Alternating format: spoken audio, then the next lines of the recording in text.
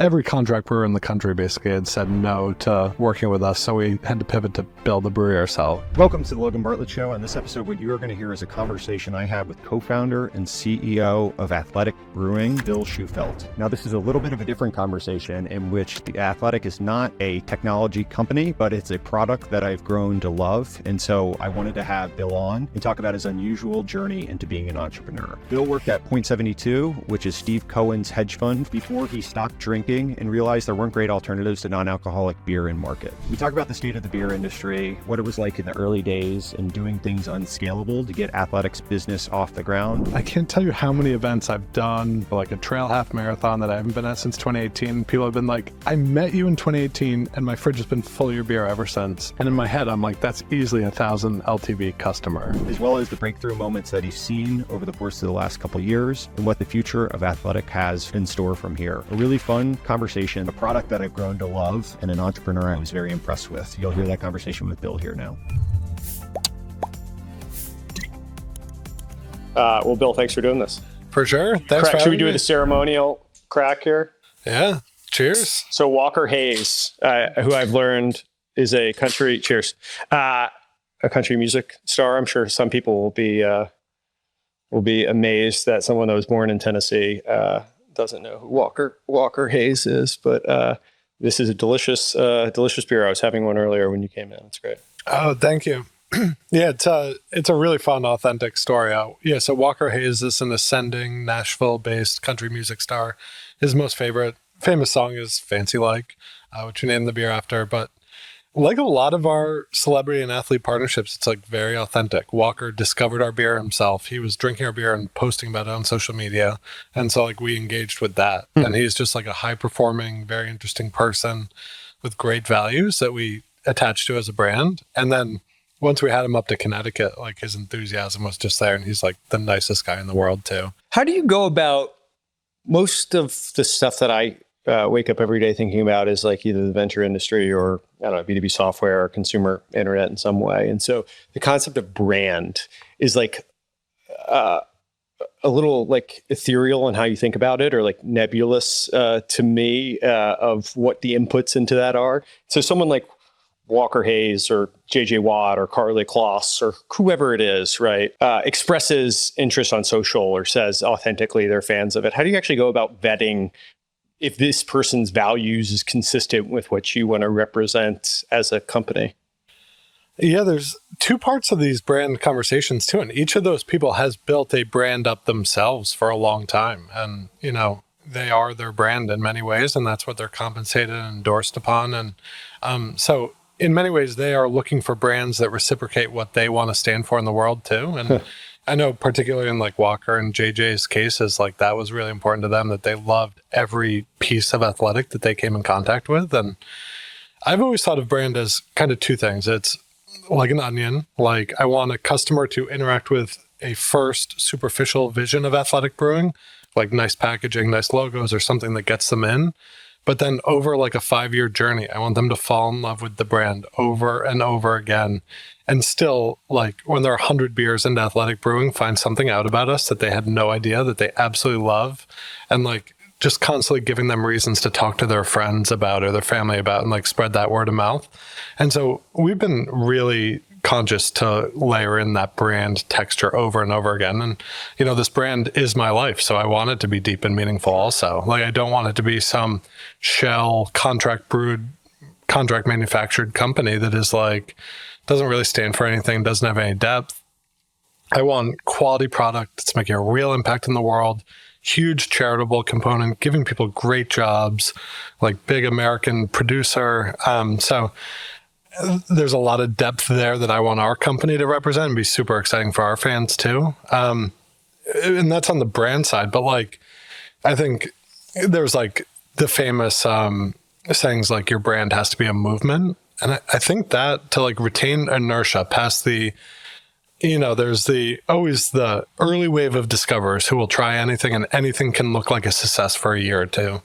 But like to really sustain a big trend over a long time, a real brand has to have a real movement and a real reason for being. So that's something we've also latched ourselves onto and tried to create. Is there a quantifiable way? This is probably a stupid question to anyone in CPG, but like the quantifiable way you actually assess if the values or how the person is perceived on their socials or what they represent, that you can kind of try to look at the concentric circle overlap of brands? Or is it a little bit more, you know it when you see it type feeling out, or some of both?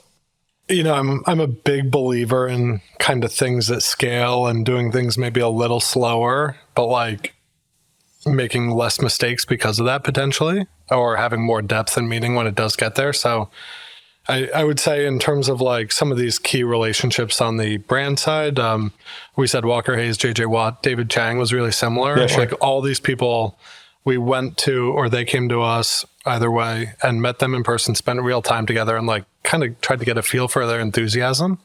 Like I'm sure David Chang wouldn't mind me saying this, but when he had heard about us through a mutual connection and asked if he could meet, and I immediately went to see him, and we got around the conference table, and it was so clear he just like totally understood the occasion, the brand, the impact, and he was like, he wanted to taste it. And like me and John were there, who's our co-founder and brewmaster, and the second he tasted the beer, he was like, yes, and like just like sort of riffing on it with John, and it was a really cool moment to see, and you could tell that natural electricity. And similar thing with JJ Watt. I'm sure he also wouldn't mind me saying it, but like JJ Watt was a really early discoverer of athletic and investor, and just such a high performance person that I think he really intuitively understood what we're about. And he was like, but I'm definitely not ready to be the face of non-alcoholic beer. And like, he's a Wisconsin guy, sure, big football player, big image. And I was like, can I fly to you? And if you have 15 minutes for me, I'll stand at the end of your driveway with a cooler. And he invited me into his home, and we spent a couple hours together. And he's like the nicest guy, best listener in the world. And was asking all these detailed questions about our brand and what we stand for, and like our Two for the Trails program on charitable. He was like, he runs a big charitable foundation himself, and he was asking questions about that to make sure it was legit. And like, so he was really vetting our brand, but like I could tell in those interactions with them in minutes that they were just like so authentic and into it, where we've had interactions that are totally the opposite too, sure, where we respectfully go the opposite direction and stuff. So that's interesting. So the stuff that you, and as I mentioned, like I uniquely enjoy the product, and I almost always have a case in my fridge. And I think I fall into the 80% or 70% or whatever the stat is of people in your customer base or demo that drink alcohol as well and use it as a supplement or augmentation at different times. But I'm curious, when you look back, 2016, 17, when was this start? Idea was 2014. I quit my job Jan 1, 2017, launched May 2018. 2018. Yeah. What stuff at a market level that was outside of your control you uniquely got right in the timing? And then what are the things maybe on the brand side that you guys maybe were able to put your finger on the scale and influence in your direction? Yeah, I think it was, similar to you describing your experience. I was somewhat of a corporate athlete. It's, I'm not on any field of any sort, but like in a high stress hedge fund world where you're graded on your intellect every single day, and then your compensation and advancement reflects that at the end of every year. Like there was an incentive to show up and perform at my best every day. And to be clear, for people that don't know, you were at Point 72, which was Steve Cohen's hedge fund. Steve Cohen now owns the Mets, but I think it's rumored Billions was based on the culture of Point 72, and there's some books about SAC and stuff. So definitely a high performance competitive environment, as one of our mutual friends who used to work there has attested to me as well. Yeah, and credit to everyone in that room. Everyone in that room is showing up and performing every day, and it is the most intellectually challenging environment. Like when words come out of your mouth or you are pitching something, it's got to be thought through, and there are contrarian thinkers challenging every angle of what you're saying. And the scoreboard's fast, and the scoreboard just is very democratizing or fair. It's like, here's what it was. It's not venture where you can be like, oh, well, right space, but wrong idea or something. And it's like, oh, that's fooled by randomness. It's like, no, there's a scoreboard and you're going to be kept to it. And ruthless risk management. If you don't know what you're talking about, like ideas get reduced. And I credit to Steve. He is in the seat every single day, locked in, knows what he's talking about, and like brings real energy. And it's very fair and meritocratic. So that was kind of like the background I brought to it. And I really wanted to show up and perform my best every day. And I think that's why like a lot of high performing corporate people have like so intuitively gotten our product is you have to be out 2, 3, 4 nights a week or doing the extracurriculars your job requires and like networking and idea dinners and things like that. But I wanted to be up early working out. I wanted to be at my best at 6:30 when I got to the seat. And it took me a very long time to realize, but the alcohol was not an element adding to any part of my life in that. But I wanted to be in all those social situations and everything. And so it was a very natural, like, once the light bulb went on with the help of my wife, it was a very obvious idea to me. The light bulb went on for the company itself. Yeah, for Athletic Brewing. Yeah, for when that happened. And the stuff that, as you look on like the trends, because clearly you've established the movement in some ways and built a pretty religious following of your brand.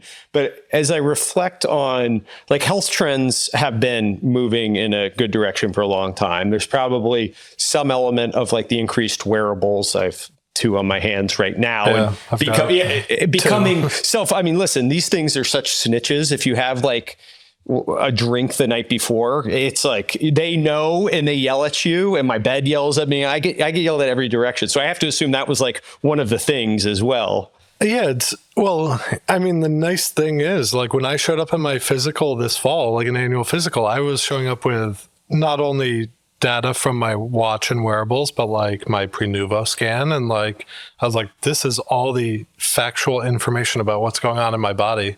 And like, that just didn't exist 15 years ago. Like, if we wanted answers on diet, I don't know where you would go in 2005. Yeah. Like, try to track down and like get old newspapers or something. But it's something I recognized in my own life. And, I was just living a high performance life in many areas. And like, whether that was work, fitness, I was about to get married. I knew I wanted to be like a good parent down the road. And so I was like, just like very future looking. And I was like, oh, easy. Like, this element is not consistent with all the other areas of my life. But then I was kind of, I love food. I'm out and about in one of the biggest cities in the world all the time. I lived in New York for 10 years. I was like, wow, there isn't anything for people who aren't drinking. And then I'd look and I was like, wow, 50% of adults have 0.1 drinks or less per week. Like, that is a huge economic opportunity being missed here. But the trend was just so obvious to me. I didn't have to do a lot of research. I just assumed my experience is probably a very common modern adult experience. And this is a huge hole out there. But like, the whole other part of that too was, identifying a good economic opportunity with a 10% probability of good economic success. I'm sure you're doing all this math. What's the arbitrage? Like, you're looking at the data in Europe versus the US and being like, there's clearly some delta and that's here. why it took. So me and my wife got so excited about the research and had so much fun researching it. And I ran with it for 2 years, but still at the same time, I'm doing that calculus. I'm like, yeah, I will probably never quit my job and do this full time. I actually told a colleague 2 weeks before I resigned that there's a 10% chance I ever do anything with it. And when I resigned, he was like, yeah. What happened there was, so 2 years into business planning, my wife read all my materials. She had gotten her MBA and she had worked a little in VC and gotten her MBA. And so she was in a very receptive place to be hearing an idea. So she really encouraged me in getting going on research and identified, like, it was her enthusiasm in the idea that really helped me get excited about it. It's one of those things where you can't often see things in yourself, but other people watching you, taking themselves out of your experience, can tell in a second that like that's the right thing. So it was very much the right thing for my health, my productivity. And she'd seen this entire transformation in my life.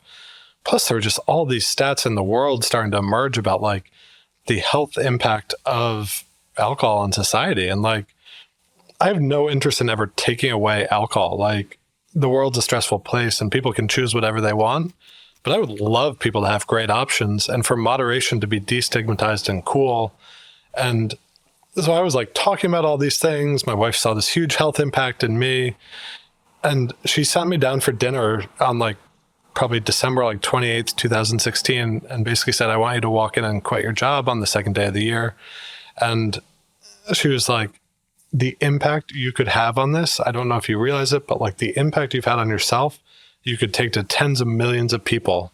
And that's more fulfillment than you'll ever get in your current job. And I think you should take a chance on it. And she's like, by the way, I read all your business materials while you're away and they're amazing. And you have to do this. She's like, I don't want to know you in 20 years if we're still talking about this. It's not a typical intervention, I would say, that it gets staged on people, I think. I think that's probably a little unique. And in hindsight, that gets more and more dramatic because it's like, and oh, by the way, this thing you're enormously passionate about, you have great household support for the like budgeting sacrifices and lifestyle sacrifices you'll have to make that a reality. Which you need, like the stressors of being a founder in general, right? Let alone, I'm curious on hedge funds are very lucratively good financial businesses, as I think Steve Cohen's art collection or baseball team would attest.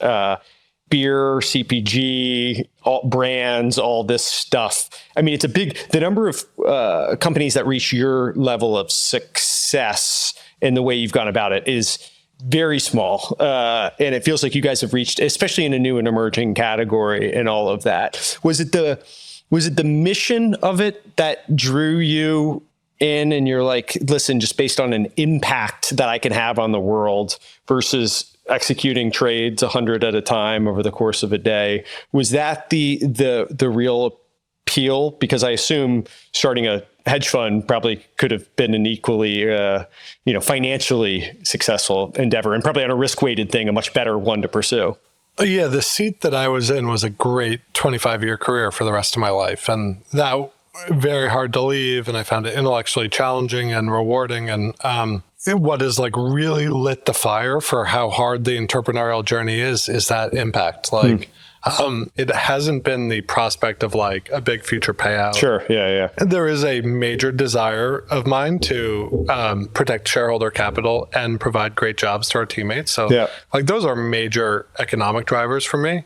But the real one that like lights the fire whenever I'm doing anything totally insane is the impact I could have on the world. And for years on like Saturday and Sunday mornings when the alarm would go off at 3 a.m. and I'd like be going to some event to sample and set up a tent and get made fun of for 6 hours straight, like that was definitely the impact. And as you know, like every step of building a business is laborious and way more difficult than you would ever think. There's so much more permitting and like accounting, and like you wonder, how does everyone ever do this? And so that's the kind of thing that got me through for sure. So to that end, on doing things that are scalable and going out and trying to change the one, get distribution, but two, destigmatize what is non-alcoholic beer. I think it was the people that drank O'Doul's when I was growing up, like my friends' parents that would have an O'Doul's. It was always with a little smirk that we would be like, oh yeah, they're drinking O'Doul's, not drinking beer. And you mentioned getting made fun of. So there clearly was this like very big stigma behind it. How did you go from a brand standpoint? And we talked about some of the influencers that you involved, but like, how do you think about destigmatizing something like that and making it the perception actually shift? Because I think this is a US-centric perception, right? Europe, I don't think has the not cool element to the same extent that US did. Yeah, and I think going back, it is that non-alcoholic beer was born out of Prohibition. And so it was immediately deemed as this lesser than item. Everyone wanted the thing they used to have. They're stuck with this. And then basically that thing wasn't innovated on for like 80 years. So actually Prohibition happened in what, 1920s or 1930s, I guess? Yeah, I think it was 30s? throughout the 1920s. And then the Volstead Act was like 1934 or something. It was, hey, we'll give you non-alcoholic beer in exchange. We're going to take all the stuff with alcohol in it away. And so there was already this negative connotation associated with it because something was taken away from people. And then that was sort of when innovation stopped around it. Yeah, it was this lesser than product. People had to buy it by default if they wanted beer. And then immediately when alcohol was legalized, people went back to alcoholic beer for the most part. And this kind of just existed with like blips of branding here and there and different launches, but really base macro lagers for a long time. And it was just a really ripe area for innovation to come in, for sure. From a psychological branding standpoint, I assume the big Miller Coors and Anheuser-Busch and all that have done a purposeful job in some ways of tying masculinity and, the alpha male and sports and all that stuff to the beer industry. As you go in and try to shift that perception and say, no, it's not non-alcohol. It's not the alcohol. We can keep beer. Let's agree it's beer that maybe has some elements of that. Like, how do you go about actually doing it? Yeah, so on their part, there is a bit of an innovator's dilemma there, where like they can't talk too positively about this segment because like 98% of their business is this other segment. So there's a conflict there, which is easier for Athletic. In how I went about and changed the stigma, I kind of knew that if we had ads out there that were just like non-alcoholic beer, people would see that word and immediately shut it off. They'd be like, not for me. That's for my uncle in recovery or whatever. Yeah, sure. And really our thought was get out there and talk to people face to face and sample. And like people interacting with me and our teammates at sampling booths, and they'd be like, oh shoot, it's not alcoholic, never mind. Then I'd be like, try it. Like if you can make fun of me all you want if you try it. And like that first taste impression for so many people, and like the light bulb goes on. They're like, oh, you know what, that is delicious beer. I still have to drive home. It's refreshing. And you see them just like going through, checking it in their head. And they're like, I could drink this every night of the week with dinner, right? And like, they like start telling you the occasions where they may drink it. And they interact with me, say I'm a normal person, that I love this. I'm so passionate about it. They find out a little more about the brand.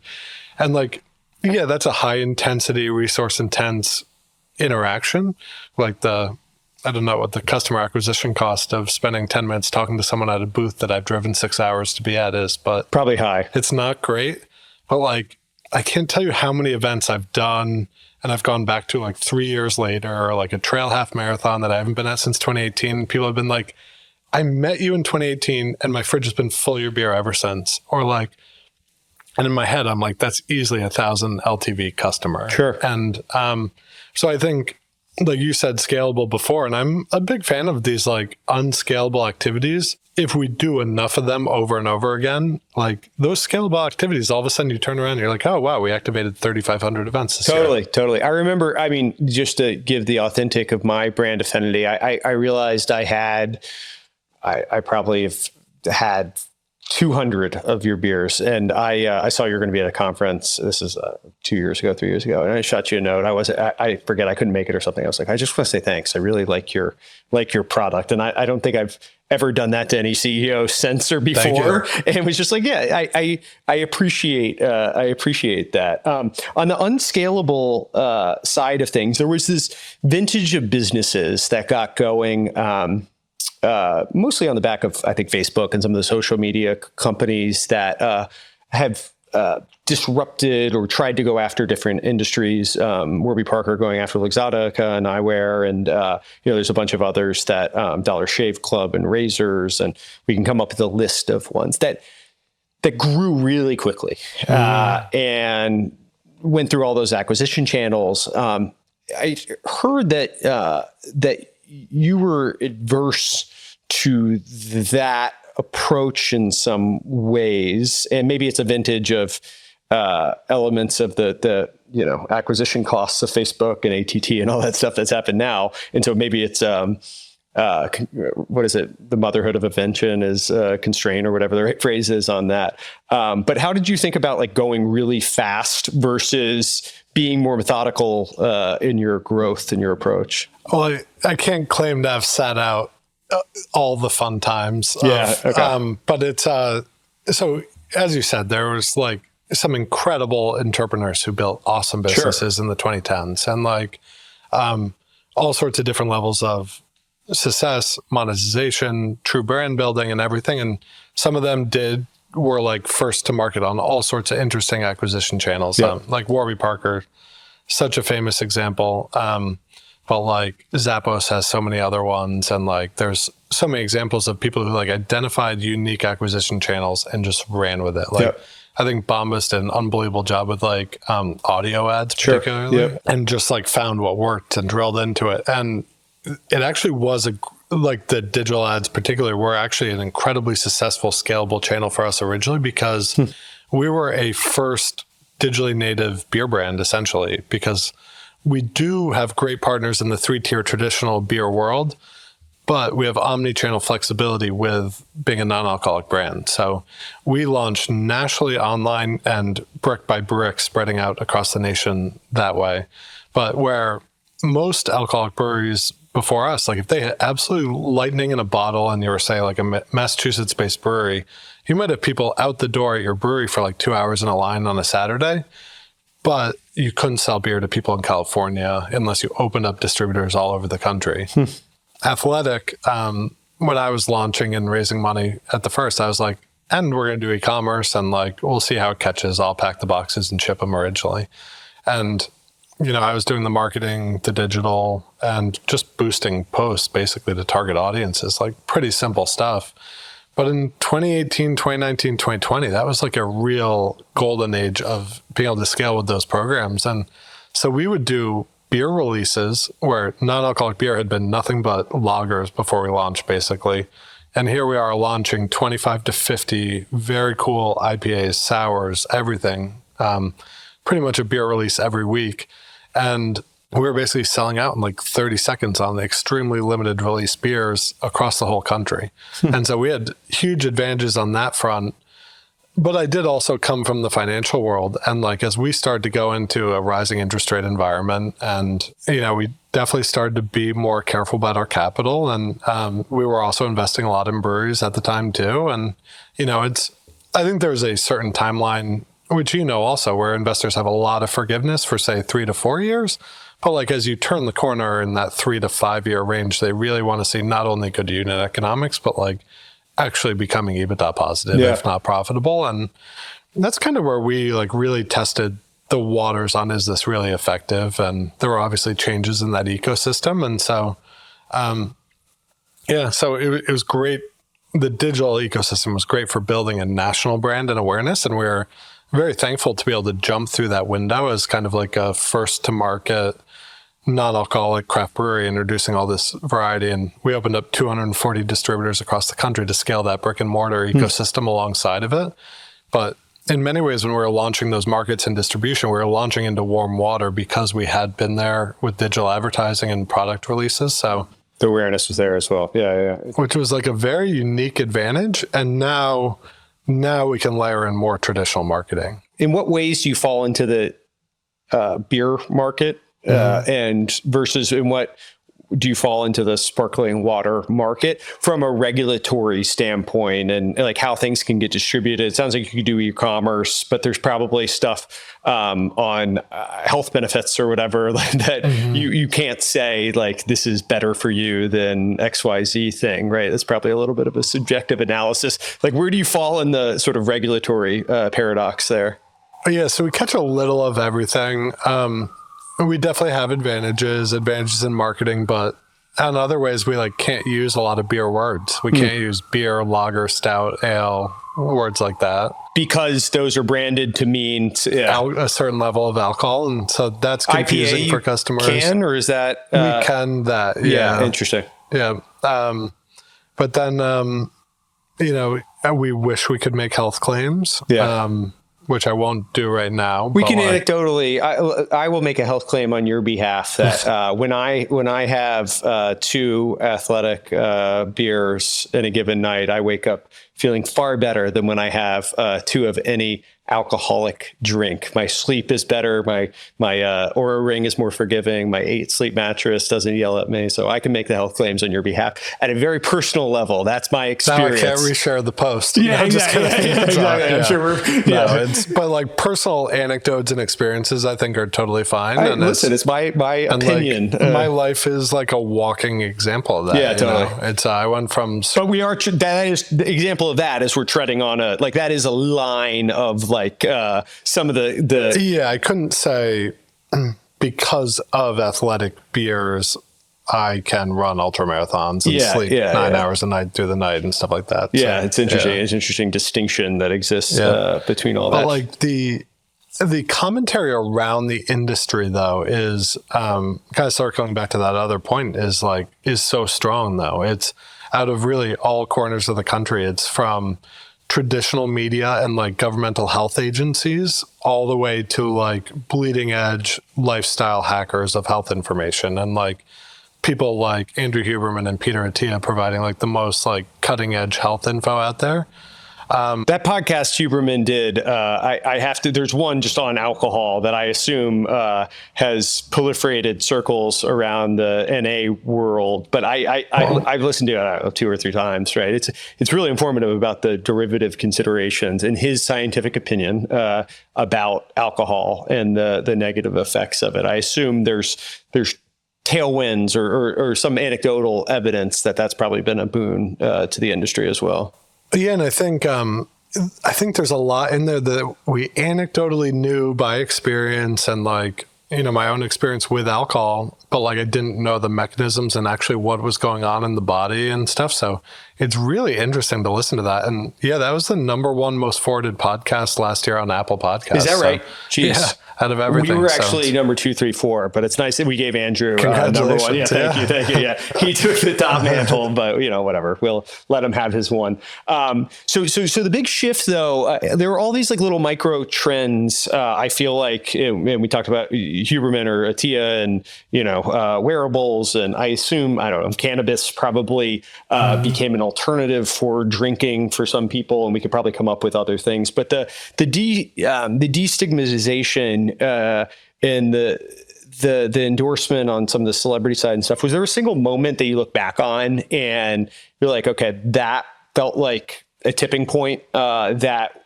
when we got into Whole Foods or when JJ Watt signed up or some moment that really felt like the conversation maybe shifted from getting made fun of at those races to people knowing and gladly accepting it? The like anecdotal evidence has always been so strong. Like whenever I can get a beer in someone's hand or, I was our direct customer line into the company for the first 2 years and I was getting all the DMs. And so there was always like being that close to the customer and the brand. I almost immediately knew that my life experience was on track with what was going on in the world. And like, so the signs of progress were always there, and it's really hard to identify like any single wins. I don't know if other entrepreneurs are like this, but like me and John we have to be really intentional about being like, hey, celebrate this win, and also like let's be sure to hit pause and share it with the team, because I'm like such a problem hunter where like I'm hungry for constructive feedback, and just like you very often like don't take the wins and just celebrate on the losses. Sure.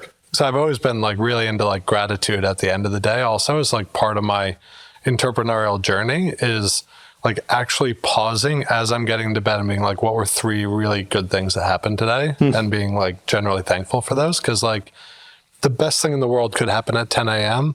and I could even like forget to even like mention it when I get home. And I'm just like literally thinking about these like 3 really random annoying things. Yeah. It's like the gambling adage or whatever, that losses feel 2x worse than wins feel good or something. I think a lot of entrepreneurs internalize that data point quite a bit. For sure. And not to circle back on the other question from before, but I think I just started walking down a different path. But there were so many incredible businesses born in the 2010s. Yeah, sure. And like so many entrepreneurial success stories across really all verticals. And like a lot of them had very little to do with the easy money policy. They're just like, frankly, incredible businesses. And there's so many long-term businesses that like finally came to fruition from, businesses that had been being built that like really matured in the 2012 to 2018 area. And who do you hold in that like regard that you sort of think of? Well, obviously like Facebook is such a success case and it's always been successful, but like they had their own valleys for sure. Just so many businesses out there that, I think just in the past 5 years, or maybe like slightly before that, we got so used to businesses being like 3-year success stories. Sure.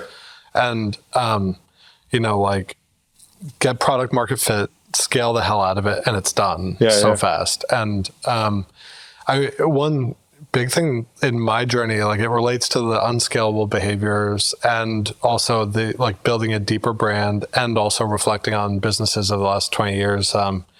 Is like time is very often a variable that's not that talked about. And like everyone talks about like how big a force compounding is, but then doesn't practice it. And like, I'm really here thinking that if we just stay at this for a long time and are really consistent in our brand and, our awareness is still so low that like all the gains are going to come over a 10 plus year timeline probably. Yeah. And, it's an interesting, it's a hard thing for time and compounding to internalize. I'll get the stat wrong, but something like if Warren Buffett died at 72 or something, he would have been worth like $50 million or something like that. It's just like, it was the compounding that happened after for the next 25 years or whatever it is, 22 years that has led to, and I'm wrong on the number, I'm sure maybe it's $1 billion or something, but like whatever the number is, it's like, we wouldn't have, part of it was the longevity at which he kept doing it that has led to such major financial gains for him. And I think that's true of the entrepreneurial journey as well. It's just like, if you keep doing the inputs over and over again, there's a lot of stuff that tends to fall your way.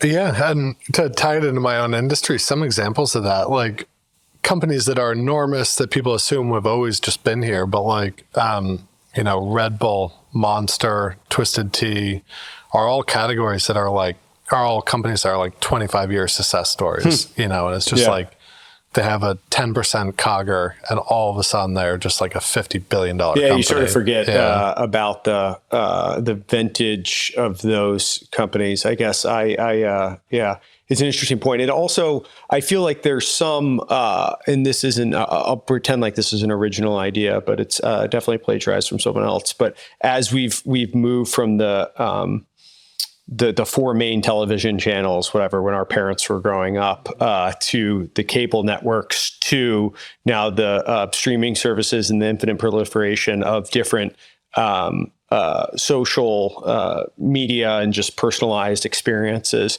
you're able to get much more tailored experience. Like you're no longer beholden just to Tide as your only detergent. Like there's actually all this, and then distribution's no longer tied at the choke point of the point of sale necessarily. And so it's allowed, I think, all these different brands to survive, which is why Luxottica no longer just has a monopoly on the eyewear market like they once did.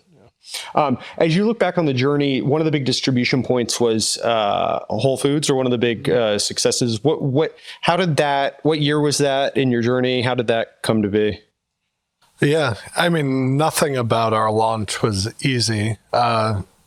From finding our co-founder was hundreds of conversations with brewers until I found John, who was absolutely incredible. Where was John before? New Mexico. And doing like he was just at a small brew pub, not even canning beer, but they were racking up awards. And he was just, I was going to conferences and talking to like dozens of people every conference, having hundreds of phone conversations, literally trying to get someone interested in this job. And so you started a company. I assume you don't exactly, you're not exactly a maker of non-alcoholic beer if you don't have a maker of non-alcoholic beer, right? So at this point, you're a founder just kind of dating, looking for someone that will say that's a good idea? Yeah, it's basically a founder with a white paper who was really into finance and sales and marketing without a technical supportive co-founder. Wife and ready to go do this. And you needed, it's funny, sometimes I'll be like, I'll hear from buddies that I went to high school with or college. And they're like, I have this great idea. I just need like a tech guy. And I'm like, all right, well, that's actually a pretty key requisite to having a good idea is having a good tech guy.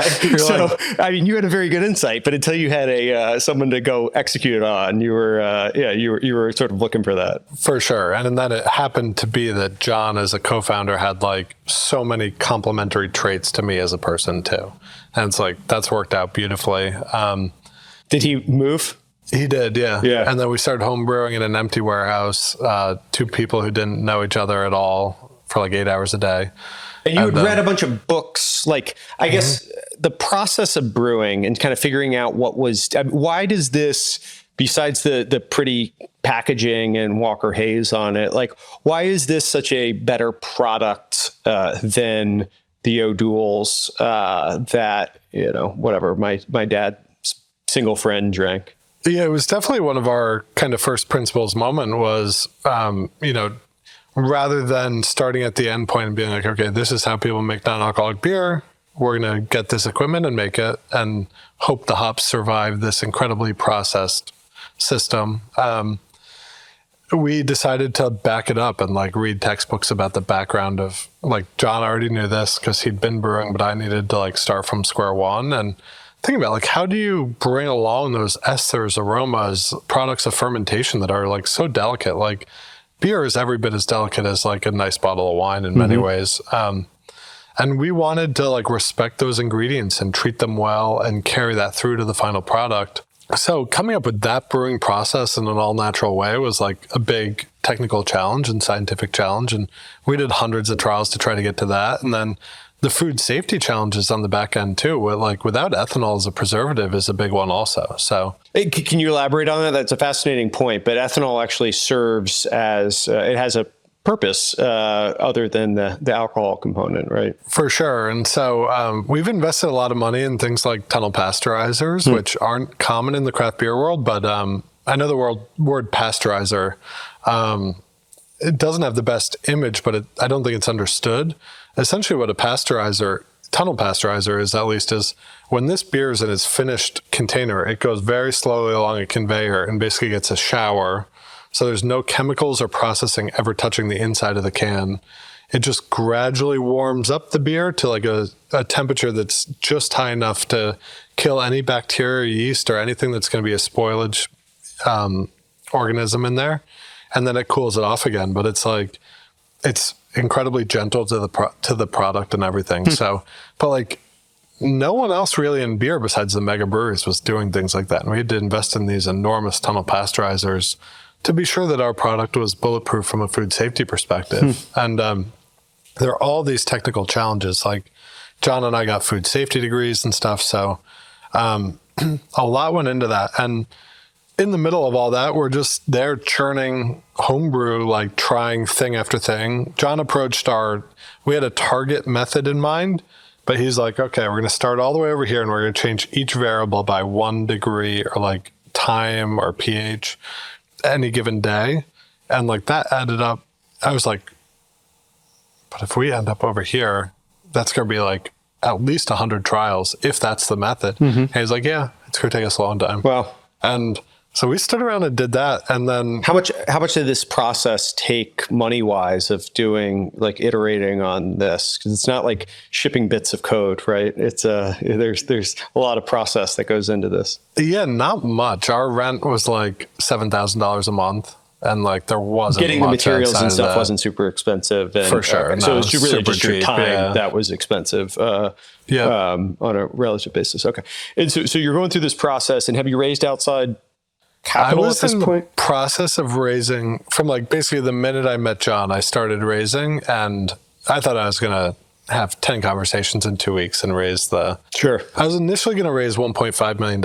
And then I ended up raising 3 just to like give a big cushion. Yeah. I doubled the size of the brewery we were planning to build. And every contract brewer in the country basically had said no to working with us. So we had to pivot to build the brewery ourselves. And why did they say no? They just didn't believe in the idea, or orthogonal to their business? In fairness to them, and their perspective looking at what I was pitching to them. They didn't believe in 0.72 as a background? Great business decision on their part to say no. Yeah, it's sure. like we didn't have a recipe. We didn't have the process. Yeah. Like we didn't know what we were doing. We didn't have demand once it was already made. So like building a brewery was the right decision, and I just didn't know that. So the verticalization, what did that allow you to do differently because you actually own the full process? So it's actually been a huge boon, especially through like the COVID period and stuff, that we own so much of everything we do. And like, you can pretty much hedge out a lot of what we do too, and get pretty good certainty. So it allows us to control quality, like every drop of liquid that comes out of our facilities. Like we can do everything from ingredient inspection to testing everything that's in tanks multiple times a day, make sure everything's within spec, and if not, it goes down the drain. And then we do 55 more tests on every run before it goes out the door too. And so like we hold ourselves to a really high standard of quality that we couldn't possibly ask of someone else making our beer. And so there's a lot of advantages there too. And like during like peak summer season, or if there's fluctuation, or we want to make something different in any given day for any given reason, like we have pure flexibility in our facilities to do whatever. And then we also fulfill a lot of our orders in-house too. So it's like, there's a lot going on within our spaces that adds to the economics. But yeah, back to your other question. So we were homebrewing in the empty warehouse. The beer started to taste good. So John started making it at his house too, where we had like a little bottling setup. We're hand bottling into plain brown bottles. And I was going around to just all over the state of Connecticut, because no distributors wanted to work with us until I knew if I proved I had a couple hundred stores that would want to buy the beer immediately unavailable, a distributor would be like, of course, we'll work with you. So I essentially went around and opened 300 accounts myself and would go with brown bottles, have people taste it, show them an image of what the cans will probably look like in 3 months. And brick by brick signed up a number of retail accounts, almost all of which were skeptical. And like, I played all sorts of shenanigans around this. Like I would find people in the parking lot and be like, I'm having a really tough day. Can you do me a solid and come in like 2 minutes behind me?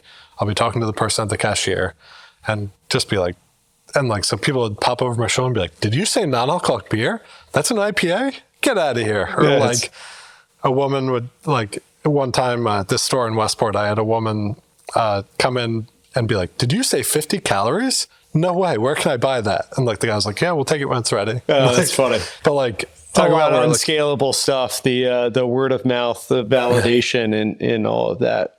And so then the people that it resonated with on the investor side, were they people that just believed in you and from the finance world, or were these people that uniquely believed in non-alcoholic beer, or what was the combination of that?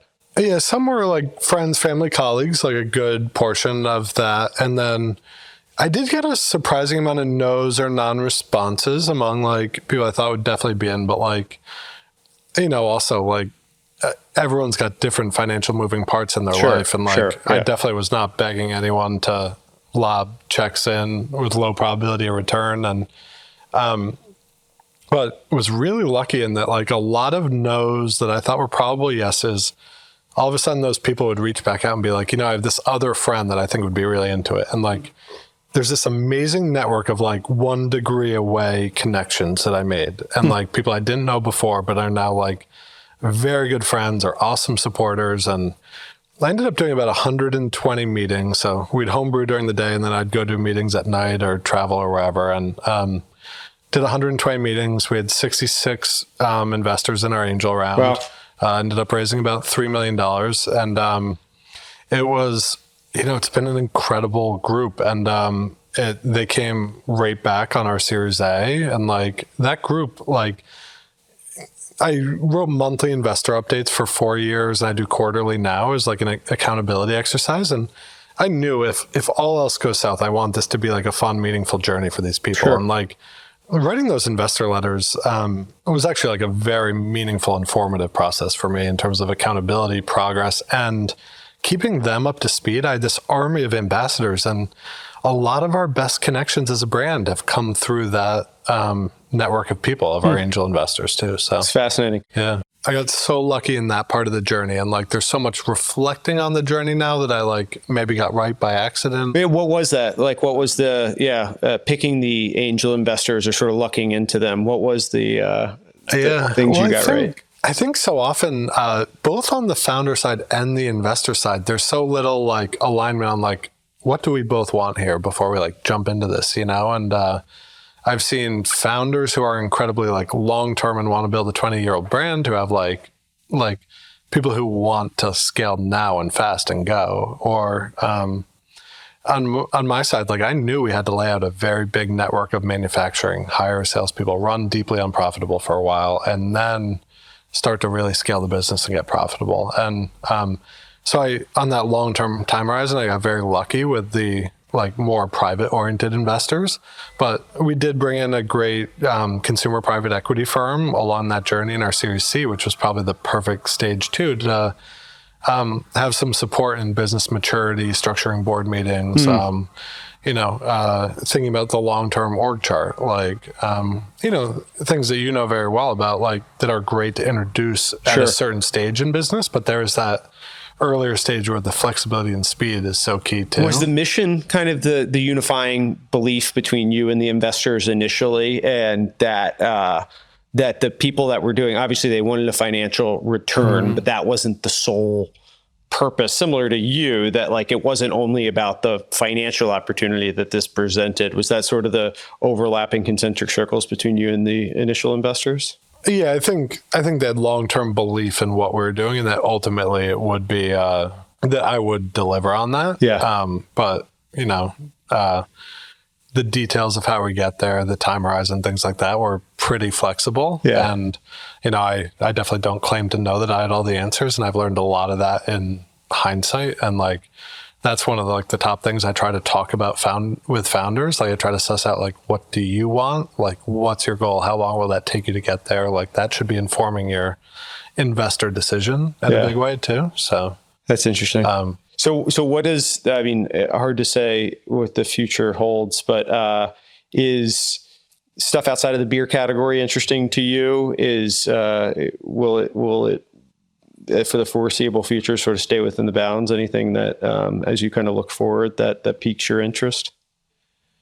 Yeah, that's kind of the challenge, is like everything always piques our interest. And John and I love innovation, and we're tinkerers, and like, the constraint is a important consideration. My ideal breakfast or lunch is finding a restaurant with a drinks menu with like 6 different functional fermented things on it that I can like surround my plate with. So like the interest is there. But I think the constant challenge is to like remember that we're still relatively early stage, low distribution, low awareness, and stay focused on the true opportunity and just like kind of execute relentlessly on that. And then, there is probably a time in the future to become a better diversified company, or, wait patiently until those true opportunities do emerge. They present themselves. Yeah, we definitely have ideas, but like, I think that discipline is, if those ideas are only like 60% as good as our core idea, like it might be worth a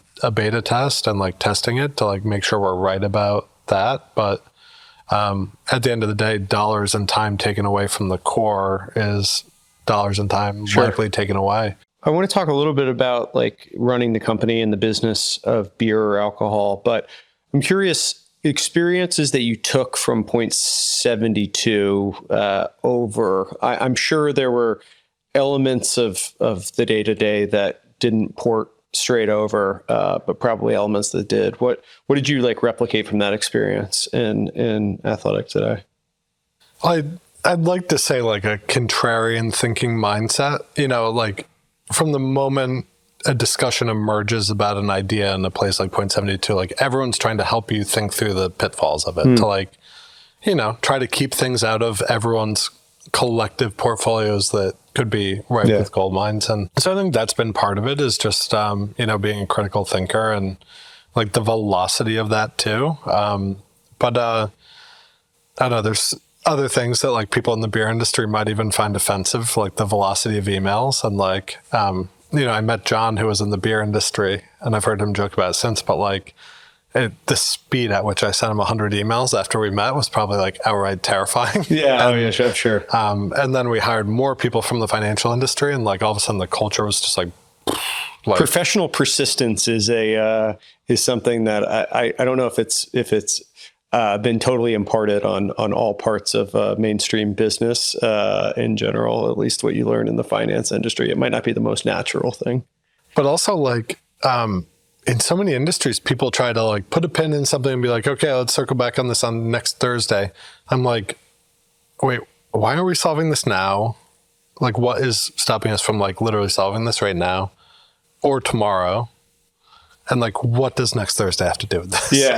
Like, it's like and so there is like a whole different speed in some ways too. But at the same time, it's that consistency too. In finance, I was in the seat every day, locked in, like very specific routines. And I think for that reason, I have like no problem working like kind of relentless 10-hour days. And sure. I think I have like pretty good balance at this point. I have like good family time, but like a very clear 10 hours where I'm like getting stuff done every day. Yeah. And I kind of think of it as like, just very consistently going like 65 miles an hour down the highway, like every single day. I'm at it every year. And like so many people on our team is that way too, that we're just like really consistent making progress. I've heard you be fairly magnanimous in your praise for what ostensibly could be considered like competitors in the industry, or people that kind of have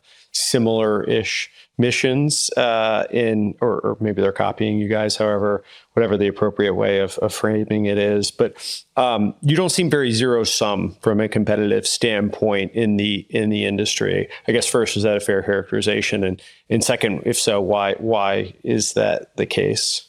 Multiple faces of that. I think I think anywhere where you're doing good work and adding value is ultimately positive sum. And I think there also, even in big trends, does tend to be power law type return. So I think I have an element of confidence in our execution and our staying power in the industry.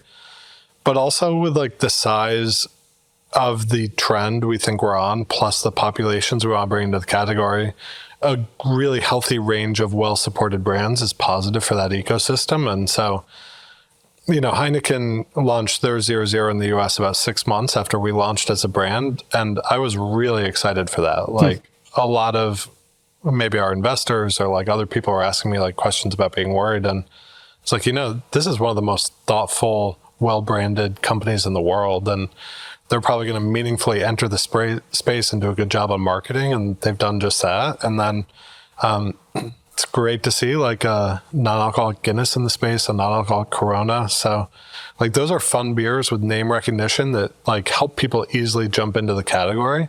But if people like their experience in the category and realize like they don't miss the alcohol that much, like my hope is eventually they get to Athletic and are like, wow, that is a really good beer too. And kind of where I do have problems is where like, there are chancers and opportunists in any trend too. Sure. And so people who like really underinvest and aren't necessarily telling an authentic quality proposition, aren't making the product themselves. And, but like cut and paste the whole website. I've had people we've had essentially the same words on our cans for 6 years now. And like the whole paragraph has ended up on multiple websites. Really? Or like our whole about page with basically just the names changed.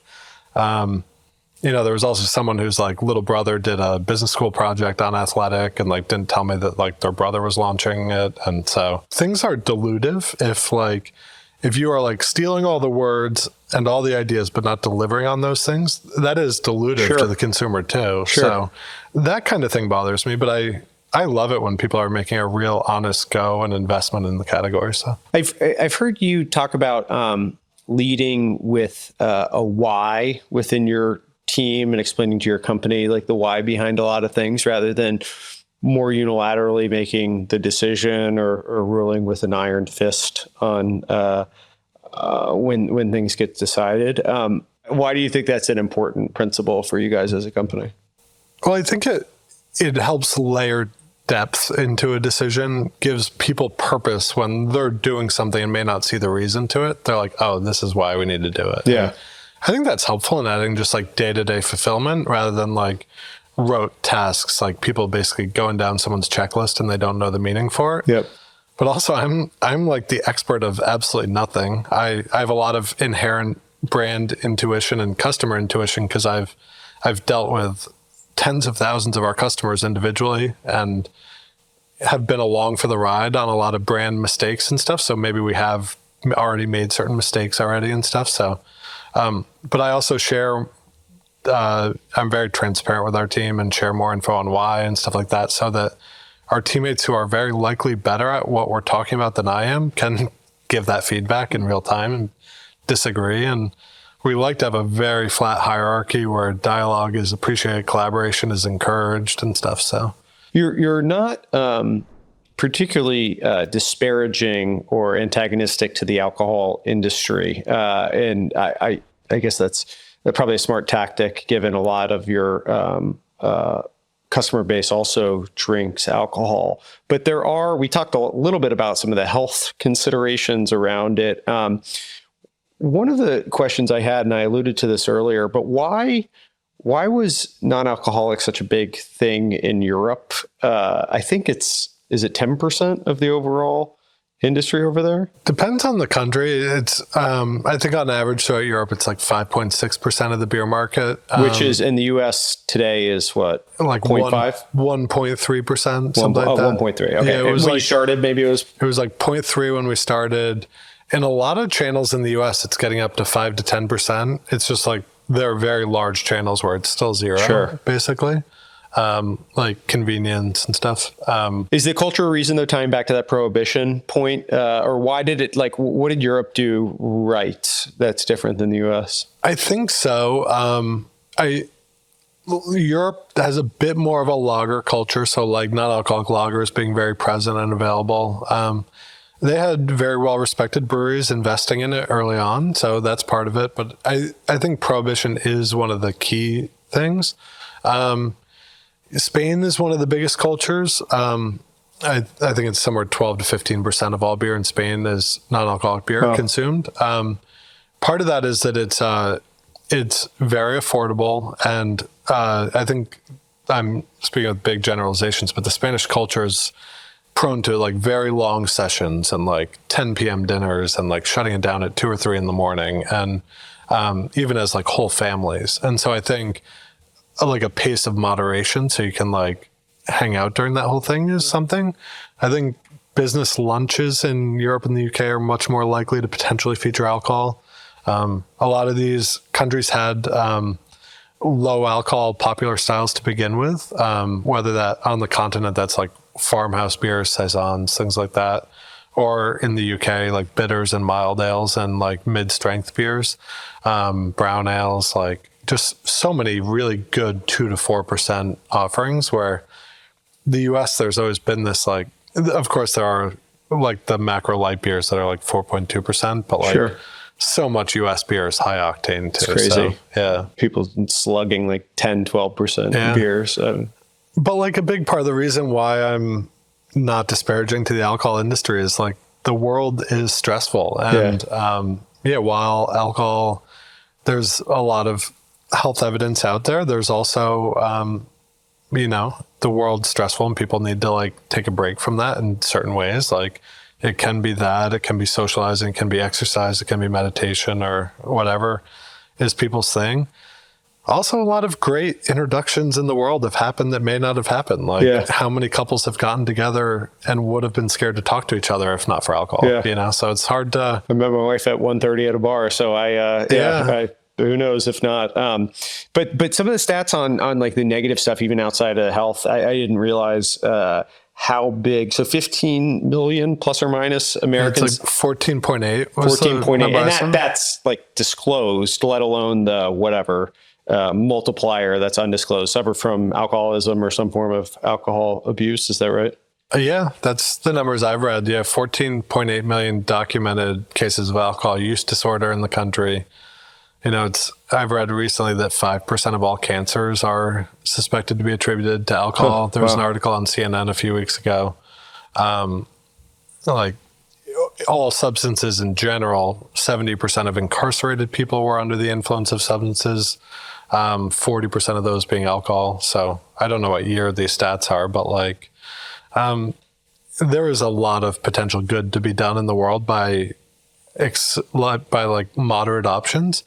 But the great thing is, it's not like we're going at the alcohol industry in any way. Like we are producing growth in the industry. This is volume, it's occasions. People are drinking very little beer Sunday through Thursday for the most part.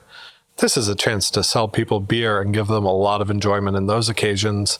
And it's something like 60% adults have 0.1 drinks or less per week. So like the Bev Alc world is also largely missing that cohort. Like that is a lot of people to include in bars and restaurants and menus and bring good times to. I reflect on my generation. I used to live on the second floor above a great New York City bar. And what bar was it? Village Tavern in the West Village. And like, me and my friends were probably in there 3 or 4 nights a week. And it was like very normal to just like stop in there and see if people were there. And like, I reflect on the experience of like what I hear from people who are 15, 20 years younger than me. Like the corner independent bar seems to be like slipping away. And like, I think by making exciting non-alcoholic options, great cocktails, great non-alcoholic beer on draft, there's a great way to get people back in watching sports, socializing. Like these are important community places. Like, have you been to the Village Tavern recently? I walked by it with my wife and son probably like a month ago. They redid it inside. It looks like a real establishment, not what we would have remembered, 10, 15 years ago. It's like actually, they redid the TVs, and it's not as the nostalgia I had for the place that it once was is long gone, probably for the best after you walk inside. So it looks a lot better than it did a decade ago plus. Well, a little bit of my heart's in that old renovation. Yes, for sure. Yeah, no, that makes a lot of sense. One of the things I heard you say, the term sober is, I don't know if do you think it has a negative connotation associated with it, or is it just sort of an outdated, like overly specific term? Yeah, I think it's one of those things where like everyone is sober most of the time. Yeah, like it's like, why isn't there a word for people who don't drink energy drinks or something? Like alcohol is just a functional drink in many ways, and like, why does there have to be a word for when you're not consuming coffee? We don't have a any term associated with that. And I call them psychos that don't drink coffee, but whatever. There's no term that goes along with it. And so like I know there's words like flexitarian and other diets and stuff, like whether it's flex sober or just like I drink alcohol occasionally and don't other times, like it should be a much more flexible mindset these days, Yeah. And I think keeping words like that around, and like, it's just so outgrown in modern society that it's like, why do people keep like using this outdated concept? But like when concepts like that are held on to, I think it really holds back the opportunity for like everything that's out there. Has there ever been a point that you've thought about like moderately like a glass of wine or anything? Because it's been 12 plus years since you've...